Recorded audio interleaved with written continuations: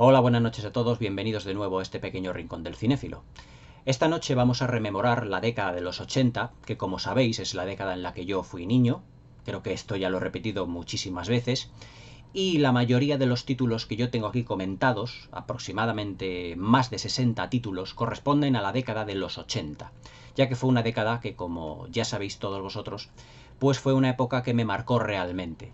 Cuando eres niño y estás viendo cine, cualquier experiencia, como dijo J.M. Barrie en la review que os hice de Peter Pan, de 0 a 12 años, pues todas las experiencias que tienen son muy importantes. Y que a partir de los 12 años, pues la verdad es que las experiencias que tienes no tienen la importancia o no tienen casi el calado que cuando las tienes como niño, porque cuando uno ve el mundo a través de los ojos de un niño es completamente distinto a cuando lo ve desde los ojos de un adulto, evidentemente.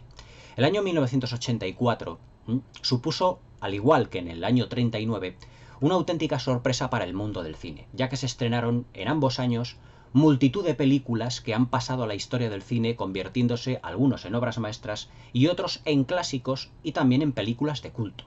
Si en el 39 tuvimos Lo que el viento se llevó, El mago de Oz, La diligencia, Cumbres borrascosas, Las cuatro plumas, muchísimos títulos a destacar, el año 84 pues prácticamente no se queda atrás.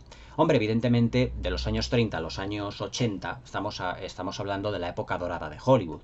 En los años 30, en el 39, pues las maquinarias de Hollywood, digamos que estaban a plena potencia funcionando y nos daban tal cantidad de grandes películas que es absolutamente inabarcable.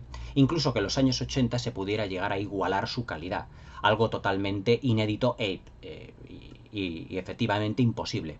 Pero sí que durante el año 84 tuvimos un montón de títulos que la verdad es que ya han pasado también a la historia del cine, unos como obras maestras y clásicos, y otros realmente pues como películas de culto que tienen un gran interés popular y que tienen una gran legión de seguidores. La película que os voy a comentar esta noche pertenece, digamos, a los dos campos, es decir, es tanto una obra maestra dentro de su género como una película que tiene una gran legión de seguidores y de fanáticos y que generó una saga que por desgracia ha ido degenerando con el paso del tiempo, convirtiendo en películas que las dos primeras son obras maestras, pues prácticamente a la última, que se puede decir que es un mero entretenimiento, nada más. Y que últimamente, pues claro, pues no ha sido excesivamente bien recibida, pues debido a la escasa calidad y originalidad de su argumento. Pero la primera película de la saga que supuso la película que os voy a comentar fue una auténtica sorpresa. Es más, fue el film sorpresa del año 84, realizada por un director que todos conocemos, un director meticuloso, un director megalomaníaco hasta más no poder, que se puede decir a día de hoy que es uno de los grandes de Hollywood y que todo esto se lo ha ganado a pulso, que empezó realmente con mal pie, con una película de serie B un tanto, digamos, de baja calidad, pero que para mí es uno de esos placeres culpables. Ahora hablaremos un poquito de ella. Pero realmente, si tú le preguntas a su director cuál es su primera película, realmente incluso su película más personal, te dirá que es Terminator, del director James Cameron, evidentemente. Cuando James Cameron en el año 84 pues, se propuso realizar una película del calibre de Terminator, pues venía anteriormente de haber filmado, unos años antes, una muy mala experiencia cinematográfica, que fue Piraña 2, Los vampiros del mar, una película pues que fue dirigida por él, con un equipo técnico totalmente italiano, del que no sabía, evidentemente no sabían ni siquiera inglés, y que James Cameron lo único que sacó en claro de esta película fue su amistad con uno de sus protagonistas, que fue Lance Henriksen, y que es otro de los actores que aparecen en esta célebre película en Terminator. Pero de vampiros del mar, es decir, desde Piraña 2 a Terminator, lo que hay es un mundo. Porque James Cameron en esta película pudo realmente hacer, gracias a la productora Gaylan Hart, porque tenemos que rendir tributo también a esta gran productora y guionista, ya que el guión no fue escrito solo por James Cameron, sino también por Gaylan Hart, que se convirtió en su esposa. En mi sección de grandes directores, en la de James Cameron, el vídeo que dediqué a James Cameron, os cuento, pues prácticamente no es que sea su vida, pero muchos de los aspectos que marcaron por así decirlo, su visión de las películas, y que dieron realmente una obra maestra del género. Terminator 1, como se la conoce actualmente, porque claro, tenemos Terminator 2, Terminator 3, el The Rise of the Machines de Jonathan Mostow, luego tuvimos Terminator Salvation, Terminator Genesis y Terminator Destino Oscuro, que ha sido ya la última. Pero la crítica todavía hoy está discutiendo, por así decirlo, está discutiendo que cuál película es mejor, si Terminator o Terminator 2. Es prácticamente pues la misma diatriba que tienen con Aliens, Alien el octavo pasajero y Aliens el regreso. Terminator para mí, pues os voy a decir, me voy a mojar, está un peldaño por debajo de Terminator 2, ya que Terminator 2 para mí supone una consolidación de todos los valores narrativos y estéticos que hicieron de la primera película de Terminator la obra maestra que es, y que realmente dio pues el gran espaldarazo que James Cameron, que este genio del cine, nos ha dado a lo largo de toda su filmografía, y que después de Terminator, pues en lo que se refiere a calidad cinematográfica, James Cameron nunca nos ha defraudado. Puede que sus películas hayan recaudado algunas más, otras menos. Dos de ellas se han convertido en dos de las más taquilleras de la historia del cine. Avatar creo que a día de hoy ya vuelve a ser, debido a una reposición, la película más taquillera o la que más dinero ha recaudado en la historia del cine. Pero para hasta llegar a la perfección narrativa y al control del ritmo que tiene Avatar, pues James Cameron empezó con esta maravillosa película. Vista hoy en día, no ha pasado ni un ápice de calidad, o como suelen decir algunos críticos bastante mediocres, de eso de que no es que algunas películas con el paso del tiempo pierden frescura. Vamos a ver, una película cuando tiene calidad siempre. Es decir, es como si ahora nos vamos al Museo del Prado y decimos que Las Meninas de Velázquez, por tener esa pintura cientos de años, ha quedado como desfasada y ya no tiene calidad. Eso es absurdo. Es decir, si una película es una obra de arte, si un libro es una obra de arte, o si una pintura, una escultura o una arquitectura es una obra de arte, lo será siempre. Y Terminator de James Cameron, desde el primer momento que se estrenó, se fijó como una obra maestra del género por todos los valores que tiene cinematográficos, que no son pocos, y que dieron a conocer a un director, ya no solo megalomaníaco, sino muy meticuloso y muy inteligente, que como ya os he dicho muchas veces, llevaba un control del ritmo realmente impresionante. Es decir, es como si James Cameron hubiera hecho esta película con una regla en la mano y con un cronómetro en la otra. Es precisión pura en el control del ritmo. Lo que pasa es que, claro, la estructura narrativa de la película, al ser muy lineal, es fácil de llevar. Una estructura narrativa que luego fue perfeccionando a lo largo de toda su carrera. Porque luego después vinieron Aliens el regreso, que es una película que es más ambiciosa. Luego vinieron Abyss, el abismo, que estamos esperando muchos de los que somos fans de James Cameron, una edición en Blu-ray, que todavía no se ha editado en alta definición. Luego vinieron evidentemente Terminator 2, Mentiras arriesgadas, Titanic, que es, digamos, a nivel estético y a nivel técnico, la cumbre de su cine, y luego la revolución en 3 dimensiones que supuso Avatar. Pero todo ello empezó con la primera película de Terminator, en donde además James Cameron ya vimos que nos iba a dar una serie de parámetros que se iban a repetir en todas sus películas, pero que las hace completamente únicas. El guión es muy sencillo, muy simple.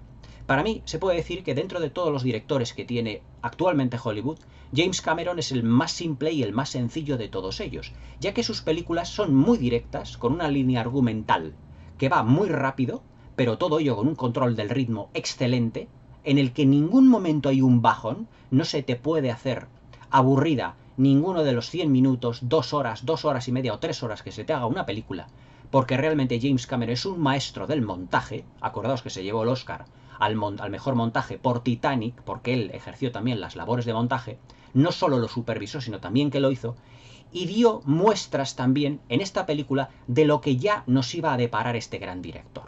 James Cameron, como todos sabéis, empezó en la productora, en la casa de Roger Corman, como director artístico, es decir, como creador de decorados, como creador de pequeños efectos visuales, y que cuando era joven le encantaba comprarse maquinaria, una serie de cámaras, máquinas, y experimentar con ellas, desmontándolas, volviéndose a montar, y luego también estudiando mucho cómo eran las lentes de proyección, las cámaras, cómo eran el funcionamiento. Es decir, que él no fue a la universidad para estudiar imagen y sonido. Él estuvo en la universidad para estudiar físicas, pero realmente eso no era lo que realmente él quería. Él vio, cuando fue pequeño, 2001, Odisea del espacio, y cuando llegó a casa de pequeño empezó realmente pues a coger maquetas y hacer con una cámara de Super 8 que él fue comprándose posteriormente, pues hacer como pequeños cortos él solo. Pero todo ello cambió también cuando en 1977 vio la Guerra de las Galaxias y dijo: yo eso es lo que quiero hacer. Quiero dedicarme a un cine que ese es el género al que yo me quiero dedicar. Es decir, que 2001 y la Guerra de las Galaxias fueron realmente las piedras angulares que decidieron a James Cameron meterse dentro del marco de la ciencia ficción. Y empezó a elaborar un proyecto llamado Secnogénesis, en el que muchas de las máquinas que vemos al principio de la película, cuando pone el letrero Los Ángeles 2029, año 2029, y vemos como esas máquinas que van disparando a los humanos y que tienen tantos cañones por todas partes, eran pues unos esbozos, unos proyectos que él había hecho precisamente de ese corto que iba a ser Secnogénesis, que luego no llegó nunca pues a ver la luz. Pero después de todo eso, en 1984 contactó con la Orion Pictures y con Gaylan Hart, una productora a la que le enseñó pues el guión realmente de Terminator. Gaylan Hart, evidentemente, por ser un director Nobel, como suele ocurrir muchas veces en Hollywood, pues suelen contratar otro guionista para que retoque un guión, porque a Gaylan Hart le gustó la historia que proponía James Cameron. Pero Gaylan Hart no contrató a otro guionista, sino que fue ella misma la supervisora del guión de James Cameron. Precisamente luego fue otra de las esposas, como ya os he dicho, de James Cameron. El guión, la verdad, es que, aunque sea muy sencillo y tenga bastante linealidad, tiene, si nos damos cuenta, muchas capas de significación, ya que James Cameron proponía aquí miedo al holocausto, miedo posnuclear, la película funciona a modo de película de suspense, de ciencia ficción y también incluso de película de terror, porque yo a la película de Terminator la he visto incluso en libros que tengo, clasificada no solo como película de ciencia ficción, sino como película de terror dentro de un marco de ciencia ficción. Y la verdad es que si nosotros analizamos todos los elementos que vienen en ella, sí que podemos verla como una película de suspense. Eso de que un cyborg esté constantemente persiguiendo a una persona para matarla, para asesinarla, y tú no puedas acabar con esa máquina de ninguna manera, y que tu destino sea realmente la muerte, provoca terror y pánico, ya no solo en el espectador que se identifica con los protagonistas, sino pánico evidentemente en los protagonistas en sí mismos de la película. Por lo tanto, no es una película que tenga un guión tan sencillo. Es decir, ese miedo posnuclear, por así decirlo, esa visión tan negativa del futuro, el dominio de las máquinas, que tantas veces en otras películas la hemos visto.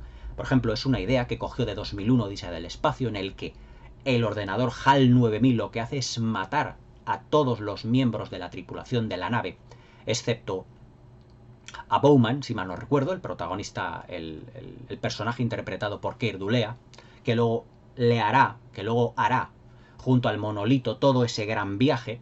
También en películas como Blade Runner, en donde esos humanos sintéticos, que no sabemos si tienen hasta cierto punto algún parecido con las máquinas, nos llegarán a dominar. La inteligencia artificial que nosotros estamos acostumbrados ya actualmente a tenerla, incluso que ya hay ordenadores que pueden pensar por sí mismos. Película que luego, por ejemplo, tuvo un título que se llamó Inteligencia Artificial, aquel proyecto de Stanley Kubrick que la terminó Steven Spielberg. Es decir, Terminator se adelanta a todo esto en el año 84 y realmente nos propone un futuro muy apocalíptico. Es decir, una visión muy negativa de todo lo que nos va a ocurrir si realmente dejamos que las máquinas nos lleguen a dominar. Porque actualmente ya, pues por así decirlo, se puede decir que tanto James Cameron como Stanley Kubrick, como Ridley Scott, como todos estos directores que nos han propuesto un futuro apocalíptico, todo ha sido por el dominio de las máquinas. Llegará un momento que las máquinas nos dominen a nosotros. Es decir, creamos relojes, máquinas, ordenadores para que nos ayuden en nuestras labores, en nuestras tareas, y realmente lo que somos unos esclavos de ellas. Esta es realmente la crítica soterrada que tiene la película de James Cameron. Es decir, que las máquinas llegará un momento que dominen el mundo y que el ser humano sea como un despojo, como un desecho que hay que eliminar. Ese es realmente el meollo del asunto que tiene la película de Terminator. Pero ya no solo eso. La película costó aproximadamente unos 6 millones de dólares. Estábamos hablando del año 84, era una película de un presupuesto modesto, tirando casi no a serie B, pero un presupuesto bajito, muy modesto.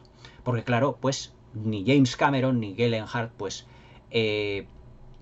podían ver pues todo el éxito en el que se iba a convertir esta película.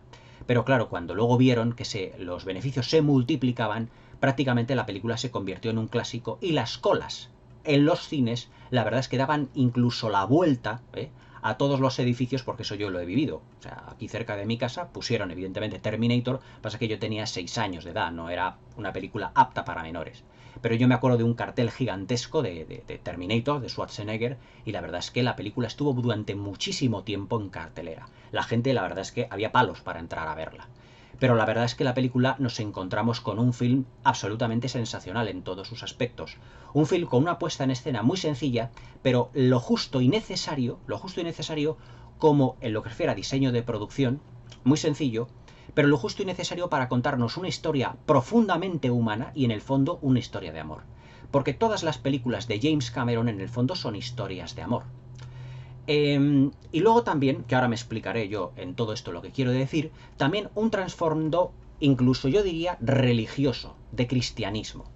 Acordaos que el Mesías es decir, John Connor, es decir, el líder de la resistencia humana, es la persona que guiará a los humanos, luego en Terminator 2, que guiará a los humanos en la lucha contra las máquinas. Entonces tú puedes ver ciertos paralelismos en decir, un personaje que se me llama John Connor lidera una resistencia frente a un invasor.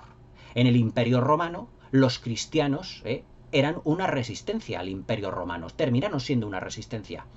Y sus mesías era Jesucristo. Pero es que John Connor, ¿cuáles son las iniciales que tiene? JC. Jesucristo, John Connor. Es decir, se puede dar a entender perfectamente que James Cameron lo que quería involucrar en la película era un contenido también religioso, ya que su educación era del cristianismo, es decir, él es cristiano católico, él es creyente. Y aquí lo vemos de una manera tan sumamente soterrada, que es increíble. Es más, si os dais cuenta, en la película, Sarah Connor, la madre, cuando envían a Kyle Reese, cuando Kyle Reese es enviado al pasado, al año 84, desde el año 2019, evidentemente es para que él tenga relaciones íntimas y sea él el padre realmente de John Connor. Pero si nos damos cuenta, si nos situamos en el año 2029, se nos presenta en la película una paradoja. Porque si en el año 2029 John Connor es el líder de la resistencia humana, ¿quién es su padre? Es decir, si has tenido que enviar al pasado a tu padre para que evidentemente deje embarazada a tu madre, aquí lo que hay es un círculo, una paradoja que va dando vueltas. Es como en la película Tenet, cuando Robert Pattinson le dice a JD, a John David Washington, si tú viajas al pasado y pegas un tiro a tu abuelo, dejarás de existir. Pero claro, ¿cómo puedes pegar un tiro a tu abuelo si se supone que luego no vas a existir? Pues aquí se nos presenta la misma paradoja. Lo que pasa es que, claro, siendo un film de un argumento sencillo, no le tenemos que dar muchas vueltas. Pero daos cuenta que en el futuro, en el año 2029, John Connor, en realidad, si manda al pasado a su padre para que deje embarazada a su madre, ¿quién es el padre de John Connor? ¿Quién es el padre de JC? ¿Quién es el padre de ese Jesucristo, de ese Mesías llamado John Connor? ¿Os dais cuenta del paralelismo que tiene con la cristiandad y con la Virgen María, con la virginidad? Aquí la Virgen María puede ser perfectamente Sarah Connor, una auténtica luchadora que, si os dais cuenta, al final de la película, ella, cuando está embarazada, huye con ese jeep hacia no sabemos dónde. ¿Acaso la Virgen María, cuando tuvo el niño, no tuvo que irse precisamente a Egipto para que no mataran a ese Mesías? Es decir, ella huyó. Lo que está haciendo igualmente Sarah Connor, huir, porque lleva en su seno al que va a ser el Mesías, al que va a ser el líder de la resistencia en la lucha contra ese imperio romano, es decir, en la lucha contra las máquinas. Es decir, fijaos la inteligencia de James Cameron a la hora de meter dentro de la película un trasfondo religioso. Y también digo que es una profunda historia de amor porque realmente el personaje de Kyle Reese es enviado al pasado para enamorar a Sarah Connor. Es decir, John Connor envía a su propio padre. Es realmente fascinante todas las lecturas que tiene Terminator. Pero aparte de eso, que esos son los mensajes que están, digamos, en un segundo plano, lo que tenemos en un primer plano es una película de ciencia ficción y de suspense realmente impresionante. Es más, yo diría que se trata de una de las mejores películas de acción, suspense y ciencia ficción de todos los tiempos, junto con su hermana mayor, que es Terminator 2. Siempre, como os he dicho, y como expuse en las críticas que hice de Terminator 2, de Avatar, de Titanic, el punto fuerte de James Cameron a la hora de realizar sus guiones es dotar a los personajes femeninos de un arco argumental muchísimo más grande y de una construcción de personajes, de una construcción del personaje femenino mucho más fuerte que el personaje masculino. Y ello se debe a que James Cameron, como fue un chico que se crió con todos sus hermanos, pero que prácticamente se crió sin padre, tenía como tutora a su madre, al tener que lidiar con 4 chicos, tenía que ser muy autoritaria. Y tenía una madre que realmente tenía mucha personalidad y mucho carácter. Y eso es lo que influyó a la hora James Cameron de realizar todos los papeles, de escribir todos los papeles femeninos de sus películas. Y Sarah Connor es el primer papel fuerte de una persona, de un carácter femenino, que realmente evoluciona de una manera extraordinaria. Es más, la Sarah Connor que vemos al principio de la película ya no tiene nada que ver con la Sarah Connor al final del mismo. Porque su arco argumental es tan rico, y tan complejo, porque ocurren una serie de experiencias que ella tiene junto con Kyle Reese y lo que realmente le cuenta a Kyle Reese de lo que va a ocurrir en el futuro, que su personaje va a ser completamente distinto al principio y al final de la película. Es decir, Sarah Connor, sin ser ninguna superheroína, es decir, sin tener superpoderes, se puede decir que es una superheroína, una superhéroe realmente, y uno de los grandes papeles de acción de la historia del cine realizados para una mujer. Es decir, Linda Hamilton hace ya la friolera de 36 años, ya realizó un papel realmente notable en lo que se refiere a películas de acción.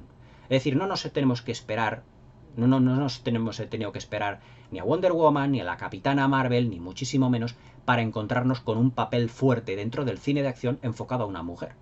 Como dicen muchas personas, es que no las necesitamos. Ya tuvimos a 2 mujeres que, siendo además personas muy identificables por el público, es decir, personas que dentro de su papel representaban un personaje normal y corriente, porque Sarah Connor en la película, ella es la camarera de una hamburguesería.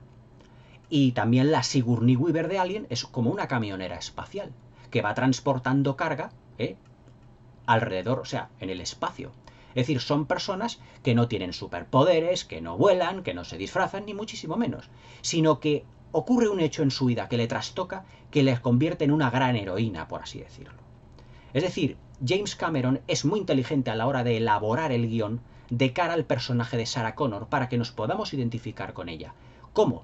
Pues procurándola una interpretación sencilla y además un trabajo, una casa y unas obligaciones como la que podemos tener cualquiera de nosotros. Ella llega al trabajo, incluso fijaos cómo es que al principio de la película llega tarde al trabajo, es decir, de ahí que puede ser una persona normal y corriente, que le puede ocurrir a cualquiera de nosotros, que puede llegar tarde al trabajo, y que tiene su trabajo sencillo y que vive de él. Y que ella, pues evidentemente no se espera que sea la madre del futuro Mesías, como realmente María no se esperase cuando el ángel le recibió, o cuando el arcángel, según la Biblia, pues se presentó delante de ella y decir, es que tú vas a ser la madre de un Mesías. Es decir, Kyle Reese, el personaje que viene del futuro, podría identificarse con ese arcángel perfectamente que le dijo, es que tú vas a ser realmente la madre de nuestro futuro Salvador, de la persona que tendrá la lucha o que enfocará la lucha contra las máquinas, que la liderará. Claro, evidentemente todo eso es un shock traumático para el personaje de Sarah Connor, que al principio no se puede creer nada de lo que está ocurriendo en la película. Pero en todo lo que es ese contexto, fijaos cuál es la inteligencia de James Cameron para mezclar un montón de conceptos, pero que la película, el argumento, que tenga muchas capas de lectura como historia de amor, como trasfondo religioso, como película de acción, como película de suspense, con un marco de ciencia ficción, con un futuro posapocalíptico y también con tintes de terror, nos salga una película tan completa pero a la vez tan lineal y tan sencilla de entender. Pero es que eso es lo bueno, es lo que hace a las películas obras maestras. Es decir, que tengan muchos significados, pero que a la vista de las personas parezcan una película sencilla, pero que cuando la vas viendo numerosas veces te vas dando cuenta de un montón de detalles que la comprenden o que la complementan y que la transforman en una película muchísimo más compleja de lo que cabría esperar. Es decir, argumentalmente, Terminator es una auténtica maravilla de guión, muy sencillo y muy simple, pero que tiene muchas capas de lectura, como yo digo. Y si os paráis a pensar todos los acontecimientos que Sarah Connor va viviendo, realmente nos vamos dando cuenta de todo ello de una manera clara y totalmente transparente. El personaje de Kyle Reese, evidentemente interpretado por Michael Biehn, es otro de los elementos, otro de los puntos fuertes de esta película, aunque evidentemente el protagonista absoluto no es otro que nuestro maravilloso Arnold Schwarzenegger, pero ahora hablaremos de Schwarzenegger en esta película. Pero lo que tenemos que tener en cuenta es que aunque Schwarzenegger era el protagonista, que venía ya de haber tenido un gran éxito con Conan el Bárbaro, aquí realmente, digamos, la que es el eje central de lo que es la película, la columna vertebral de la película, es realmente Linda Hamilton. Linda Hamilton, pues para ella, pues fue su lanzamiento al estrellato. Es decir, una protagonista, una actriz, que era prácticamente desconocida para el gran público, pero que de la noche a la mañana se convirtió en una auténtica estrella. Es decir, Sarah Connor es hoy en día, dentro del marco de la ciencia ficción y del género cinematográfico, del cine fantástico, un auténtico icono cultural. Es decir, un icono pop. Y que realmente es un personaje para mí maravilloso. Es decir, todo el carácter que Sarah Connor tiene en su interior, que lo saca a la luz en Terminator 2 y cómo van evolucionando, porque Terminator 1 y Terminator 2 son dos películas que tienen una continuidad extraordinaria. Se puede decir que el arco argumental con Terminator 2, digamos que complementa al primero. Pero realmente el meollo del asunto, todo lo que se cocía en la película de Terminator en la primera, veremos sus consecuencias, su porqué en la segunda película. Pero claro, eso si queréis, pues tenéis aquí en el canal la crítica de Terminator 2. Del personaje de Arnold Schwarzenegger, de Terminator, pues era un actor, como todos le conocemos, a Schwarzenegger, austriaco, que venía de haber tenido un gran éxito con Conan el Bárbaro, y que en un principio James Cameron no pensó en Schwarzenegger para el personaje de Terminator, sino que pensó, creo que era en O.J. Simpson y luego posteriormente en Lance Henriksen, es decir, el actor que había conocido en la de Piraña 2. Pero Galen Hart, la productora, le propuso que si realmente él quería proyectar una imagen de poderío, de grandiosidad, de un enemigo mucho más, por así decirlo, más impresionante a batir, la figura de Schwarzenegger iba a tener un protagonismo que debería ser muy importante. Es decir, si ya no tenía excesivas líneas de diálogo, lo que necesitaban realmente era un personaje, o mejor dicho, un actor con una gran presencia física.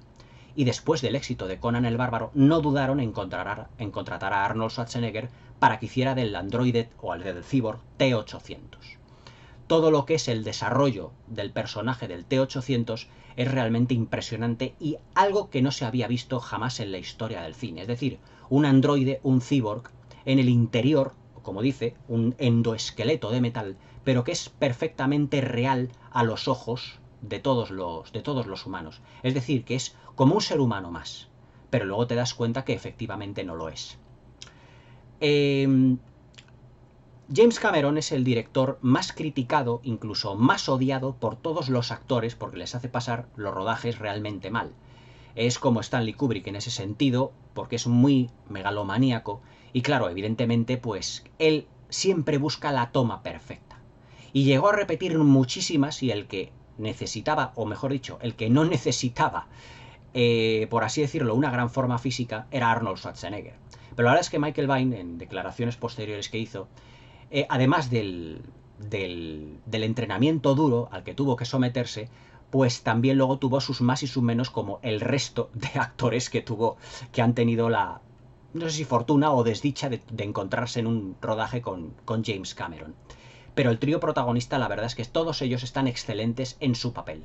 El arco argumental, evidentemente, más plano, más sencillo, es el del T-800, el de Schwarzenegger, porque únicamente él es el malo de la función, siendo el villano, pero que con su sola presencia ya te impone. Es decir, Arnold Schwarzenegger fue un villano en Terminator que apenas necesitaba líneas de diálogo, sino que con su sola presencia y con la planificación de James Cameron ya imponía. James Cameron enfoca a Arnold Schwarzenegger en esta película siempre, si os dais cuenta, con planos en contrapicado, es decir, a ver si me sé explicar, sí, en planos justamente con la cámara desde abajo, porque en picado es exactamente la cámara de arriba, perdonadme, para que su figura, evidentemente, su presencia sea mucho más notable en pantalla. Sin embargo, todos los demás personajes están enfocados en planos medios. Sarah Connor, el personaje de Kyle Reese y todos los demás.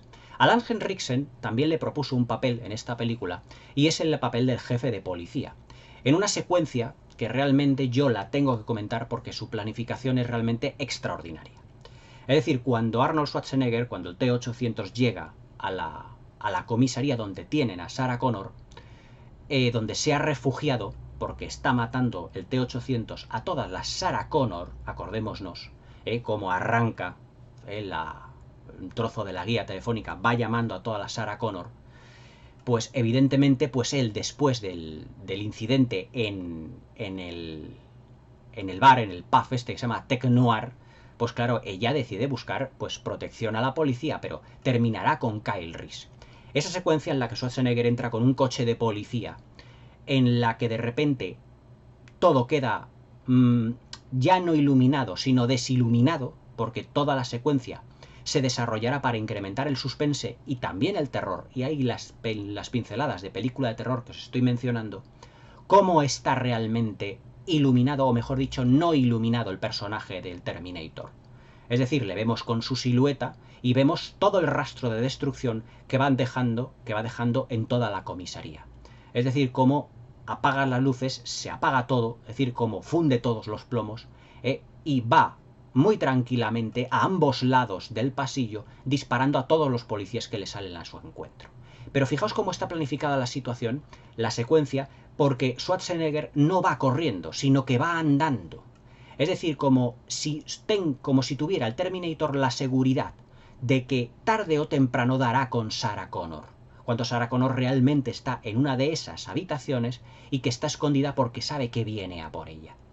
Pero realmente hay lo que juega un papel fundamental en esa secuencia es la banda sonora, la iluminación y sobre todo el sonido. El sonido de los disparos, el sonido de todas aquellas ametralladoras o de todas las escopetas que él se va... Es que no menos el nombre del arma que él va utilizando.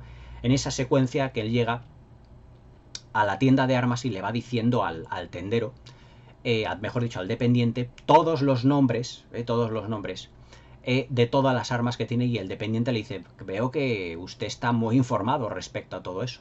Todo ese armamento que va utilizando en la comisaría, una secuencia en donde a Arnold Schwarzenegger se le sigue enfocando en contrapicado y además disparando a ambos lados, cuando le van saliendo todos los policías. Es realmente impresionante la secuencia. Y cuando Sarah Connor ya consigue escapar. Pero fijaos que esa secuencia está no iluminada, para darnos la sensación de película de terror, de película de que viene un cyborg, viene alguien a matarte a ti y que tú no puedes realmente salir, porque esa persona es totalmente indestructible. Otro de los elementos importantes de la película son las persecuciones, es decir, puramente las secuencias de acción. Las secuencias de acción en el que Schwarzenegger, en el que el T-800 utiliza un coche de policía o incluso utiliza una moto y finalmente un camión, es decir, utiliza todos los vehículos habidos y por haber para llegar a dar o a atrapar a Sarah Connor, porque esa es la misión que tiene el T-800. Y como dice Kyle Reese, dice, no puedes razonar con un Terminator, porque es una máquina que tiene un objetivo y que no parará realmente hasta que lo consiga. Claro que Kyle Reese, en todo el periplo que tiene la película, tiene muy pocos momentos para explicarle a Sarah Connor realmente de dónde viene tanto él como el Terminator. Aunque en ese despliegue de ritmo que tiene la película, que es realmente extraordinario, sí que tenemos pequeñas pausas en la que se deja respirar al espectador y también James Cameron a los protagonistas para que puedan desarrollar su arco argumental. Y es cuando Kyle Reese, cuando Michael Biehn ya le cuenta a Linda Hamilton todo lo que está ocurriendo. Que él estaba enamorado de ella, que tenía una foto, que la utilizaba, y luego también Kyle Reese tiene su propio arco argumental porque es un personaje que está muy influenciado con la lucha contra las máquinas. Es decir, acordaos esa secuencia en la que está durmiendo en un coche y ve una serie de máquinas de obras públicas que están cerca y que tienen unas luces y que tienen ciertas similitudes con esas máquinas del futuro que van cazando a los humanos, por así decirlo. Es decir, que también James Cameron tiene un arco argumental para Kyle Reese, aunque el fuerte de James Cameron no sean los personajes masculinos, sino los femeninos. Porque acordaos que Kyle Reese termina falleciendo en Terminator. Sin embargo, Sarah Connor es la que prácticamente cambia el chip, la que cambia por completo de mentalidad y se transforma en la gran heroína que luego veríamos en Terminator 2. Dentro de lo que es la película, dentro de lo que es en sí la parte técnica, tenemos que definir tres nombres importantes. Primeramente, el de Stan Winston. Segundo, el de Galen Hart. Y el tercero, el de Brad Fiedel. De Stan Winston le conocemos por ser el realizador de muchos de los grandes efectos especiales y de máquinas animatrónicas en la década de los 80 y en la década de los 90. Es más, en Terminator 2, en Terminator 3 también, si mal no recuerdo, y en Parque Jurásico, los animatrónicos que se utilizaron fueron obra del grandioso Stan Winston, ya por desgracia fallecido ya hace ya unos cuantos años. Pero que todos ellos están conseguidísimos, lo que son las maquetas, las miniaturas, los efectos visuales que eran entonces transparencias, las pinturas mate, simulando todo lo que son los fondos, los decorados de lo que es el futuro. Es decir, para ser una película de 6 millones de dólares, la verdad es que Stan Winston estiró como pudo todo lo que fue el presupuesto generado única exclusivamente, o sea, la partida del presupuesto destinada a los efectos visuales, para darnos una visión lo suficientemente creíble para el espectador y que nosotros pudiéramos entrar fácilmente dentro del meollo, dentro de lo que es la historia en sí misma. Luego también tenemos, evidentemente, como os he dicho, a Galen Hart, que no solo fue la productora, sino también la que retocó el guión, y que le hizo, digamos, como más profesional, porque James Cameron, evidentemente, era un director que ni siquiera había prácticamente dirigido la de Piraña 2. O sea, era un gran director que tenía muchísimas aspiraciones y que Galen Hart, la productora, perteneciente a Heimdall Productions, que junto con la Orion Pictures le dieron la oportunidad a James Cameron de llevar a cabo este proyecto. Y ya os digo que luego se transformó en una de sus esposas. Galen Hart también le influyó a James Cameron en el estilo visual, que luego fue transformado por Catherine Bigelow posteriormente. Me explico, Galen Hart es una de esas productoras del Hollywood de los años 80 que la conocemos por otra serie de títulos, si mal no recuerdo, como era Acero Azul, protagonizada por Jamie Lee Curtis, en donde vemos que la estética es muy similar, es decir, con colores, por ejemplo, digamos, con juegos de luces y con colores muy poco saturados, pero eso sí, con juegos de luces en los que predominan los azules, los grisáceos, los ¿cómo os diría yo?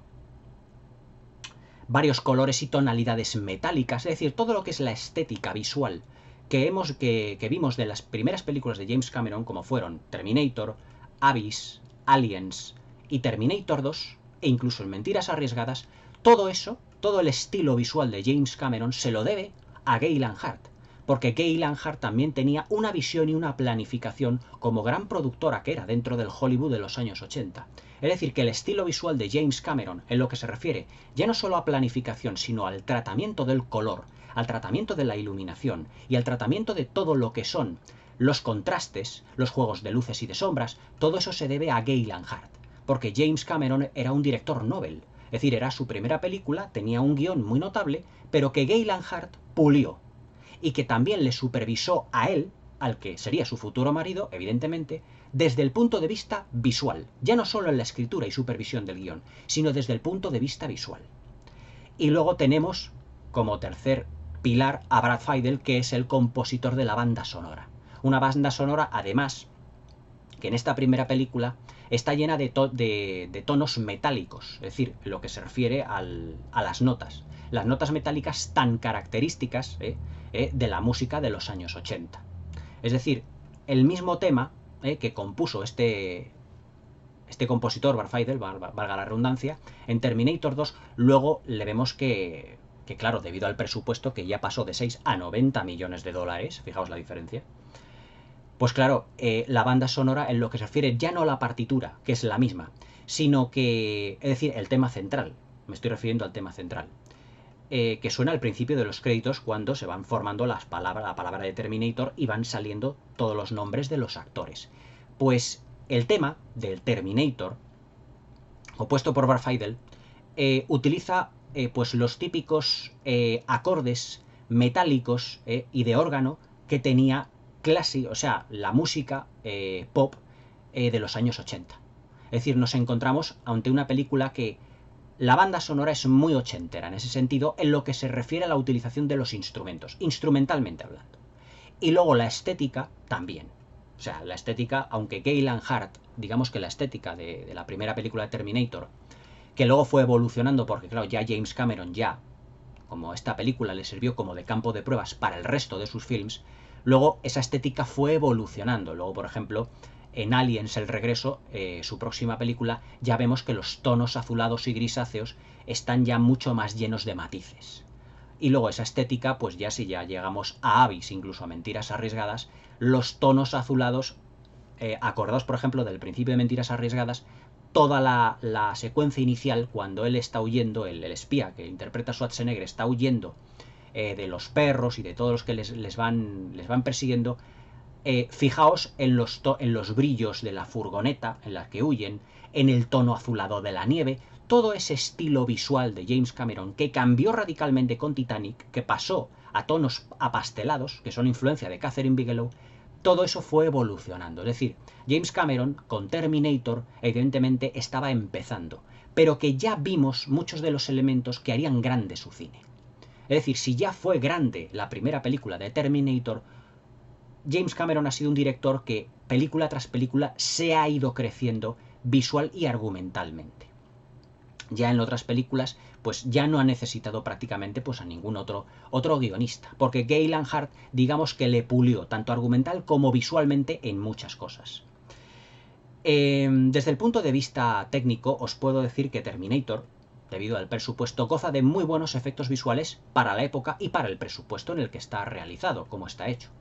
Pero evidentemente también tenemos técnicas en stop motion, porque en el 84 pues prácticamente se había utilizado muy poco el manejo de los ordenadores. Acordaos que las primeras películas donde hubo efectos visuales por ordenador fue en El secreto de la pirámide del 85, en el que el personaje del caballero andante en esa secuencia de lo que es ¿cómo os diría yo?, de la iglesia, está luchando o intentando luchar, que en realidad es una visión del sacerdote, del cura. Ese está hecho íntegramente por ordenador. Y también aquella película, que creo que recordar que también era del 84, que era Starfighter, la última batalla, que ya también la comentaré aquí en el canal, porque también es muy ochentera, muy de aquella época.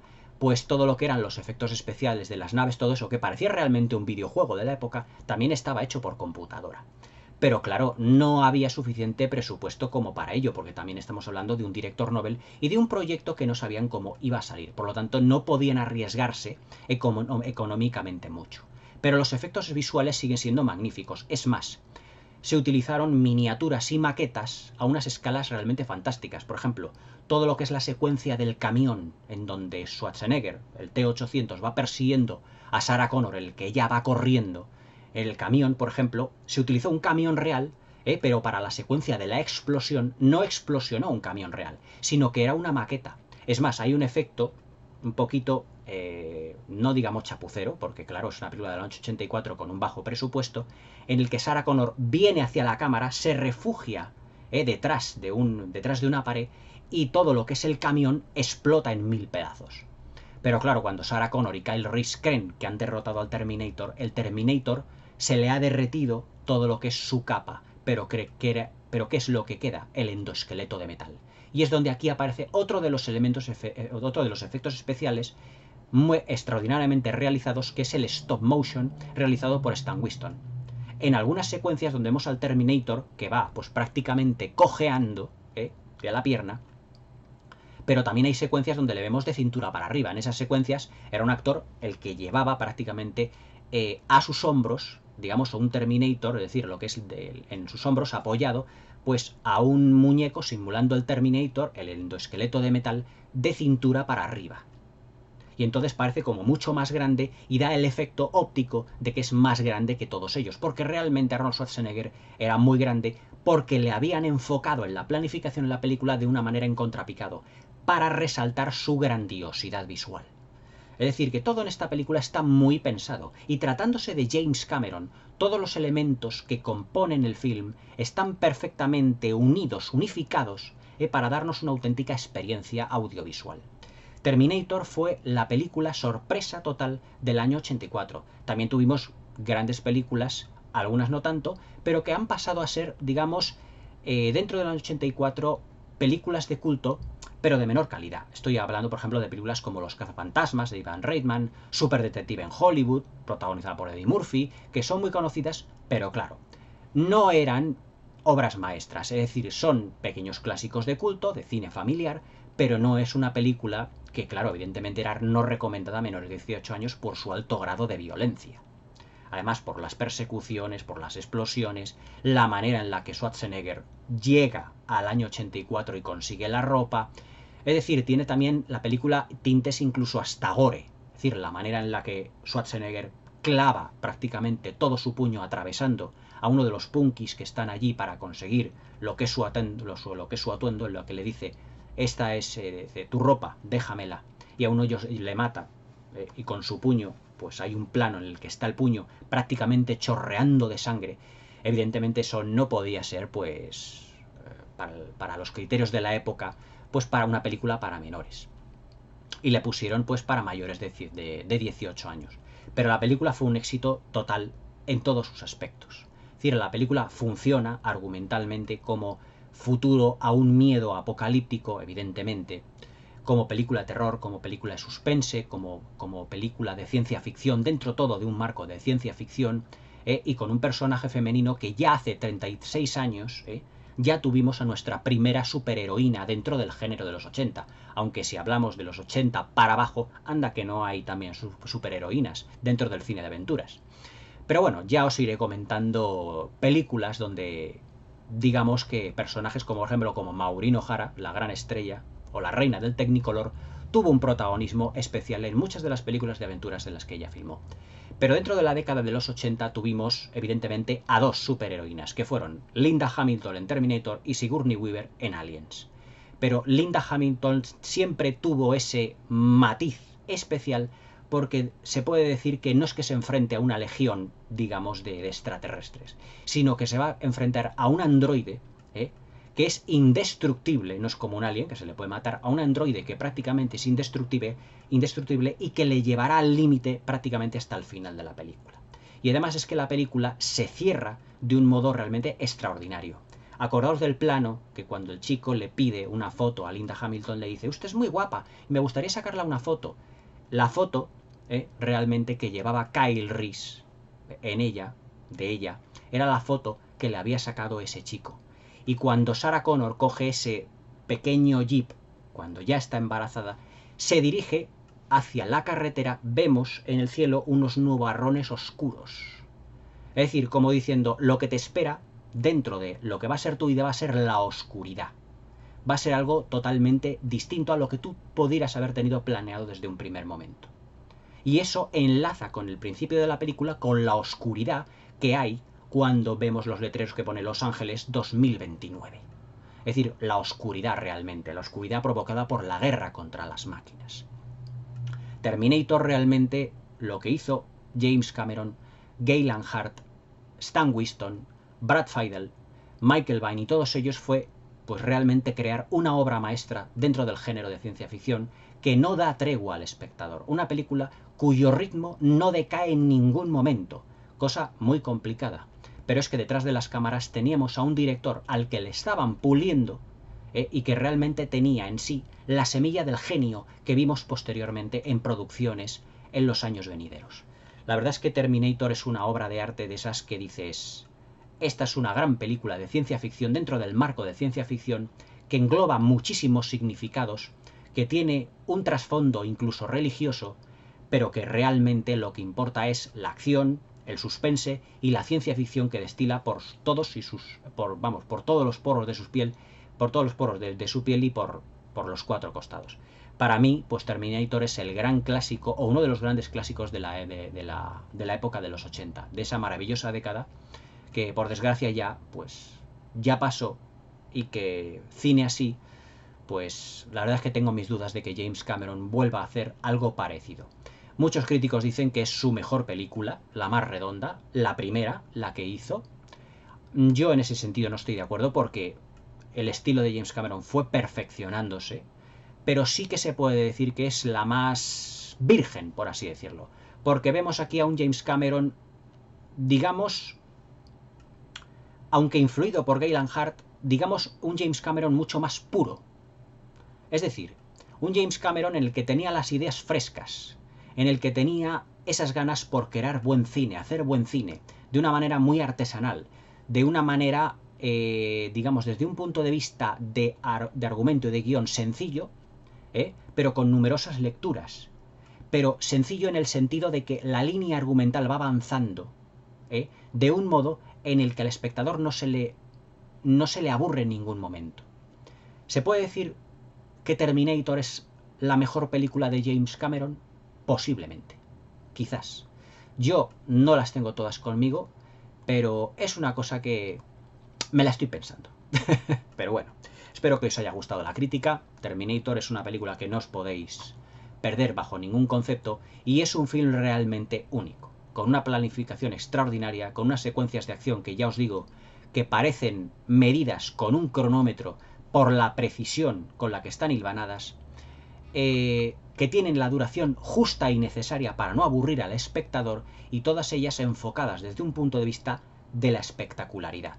Incluso dentro de un presupuesto de 6 millones de dólares, James Cameron consiguió una auténtica obra maestra del género. Y esto es para demostrar que muchas veces no necesitan grandes cantidades de dinero para, digamos, parir un film de las características, o mejor dicho, de la calidad de Terminator. Terminator de 1984, del 84, una película única. Yo creo que fue, no sé si fue una de las primeras películas que yo compré en Blu-ray. La tengo, es una edición de hace ya bastantes años, no me acuerdo porque han salido muchas ediciones de Terminator. La última creo que tiene una carátula roja o algo así parecido. Pero vamos, que yo la he disfrutado una y mil veces y sigo viendo pues ese ambiente y ese, ¿cómo os diría yo? Ese estilo visual tan ochentero de aquella época, con ese color rebajado, con esas calles oscuras, con ese Los Ángeles, con esa ciudad de Los Ángeles, que incluso en el año 84 ya está vista o está enfocada desde un punto de vista muy pesimista, la inclusión de esos tres punkis que con sus navajas quieren cargarse al T-800 sin saber quién es, ya te da una visión pesimista del tono general que va a tener la película. La verdad es que es una película única para disfrutar una y mil veces. No las podéis perder. Terminator de James Cameron es una grandiosa película y hoy en día no se hace ya una película como esta, aunque se gasten 300 millones de dólares. Con solo 6 millones de dólares, James Cameron y Galen Hart dieron una auténtica lección de cine, que todavía hoy los críticos y los especialistas, incluso los historiadores, están pensando si es mejor o no es mejor que la segunda de Terminator, que ya de por sí es una de las grandes superproducciones de la historia del cine. Terminator de James Cameron. Espero que la disfrutéis, que os haya gustado la crítica, que os suscribáis al canal y que le des a la campanilla para que no os perdáis ninguno de mis nuevos vídeos. Terminator de James Cameron. Arnold Schwarzenegger en estado puro. Hasta mañana.